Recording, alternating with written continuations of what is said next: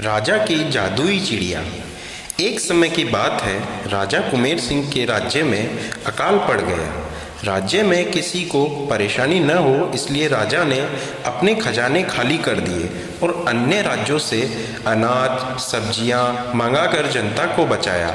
लेकिन इसके कारण राजकोष खाली हो गया था। राजा कुमार सिंह और उनकी रानी भानुमति बहुत चिंतित थे। वे दोनों अपने कुलगुरु के पास गए, जो पास के ही जंगल में कुटिया बनाकर रहते थे। राजा ने अपनी सारी परेशानी उनके सामने रखी। कुलगुरु ने कहा, मैं तुम्हें एक चिड़िया देता हूँ। जब तक यह तुम्हारे पास रहेगी तुम्हारे राज्य में खुशहाली बनी रहेगी।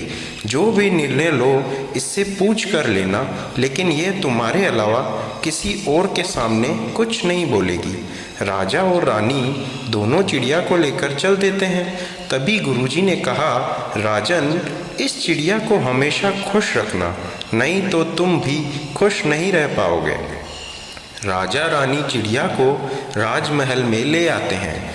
इसके बाद राज्य से संबंधित जो भी निर्णय लेने होते हैं राजा अकेले में चिड़िया से पूछता और चिड़िया जो बताती उसके अनुसार निर्णय लेता था। देखते ही देखते राज्य बहुत खुशहाल हो गया। यह देखकर राजा रानी बहुत खुश हुए, लेकिन राजा को एक डर सताने लगा कि कल इस चिड़िया को कोई ले गया तो क्या होगा। यह सोचकर राजा चिड़िया को कहीं बाहर नहीं जाने देता था, उसे पिंजरे में कैद रखता था। रानी के महल में चिड़िया रहती जहाँ किसी को जाने नहीं दिया जाता था। एक दिन रानी ने राजा को बताया, महाराज, चिड़िया बहुत उदास है, कल से उसने दाना भी नहीं खाया है। राजा ने उससे जाकर कारण पूछा, लेकिन चिड़िया कुछ नहीं बोली। अब राजा उससे राज्य के संबंधित कोई भी प्रश्न करता, चिड़िया चुप रहती थी। राजा चिड़िया को लेकर अपने कुलगुरु के आश्रम पहुंच गया।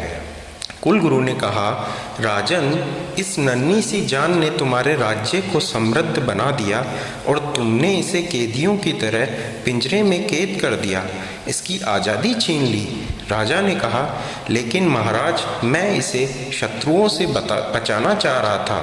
कुलगुरु, नहीं राजन, तुम इसे खोने से डर रहे थे क्योंकि तुम अब सही निर्णय लेने के काबिल नहीं रहे।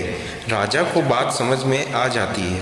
वह कहता है, गुरुजी, मुझे अपनी भूल का एहसास है। मैं अब किसी चिड़िया की मदद से राजपाट नहीं चलाऊंगा, अब मैं खुद निर्णय लूंगा। यह कहकर वह वापस आकर अपने राज्य की देखभाल करने लगा।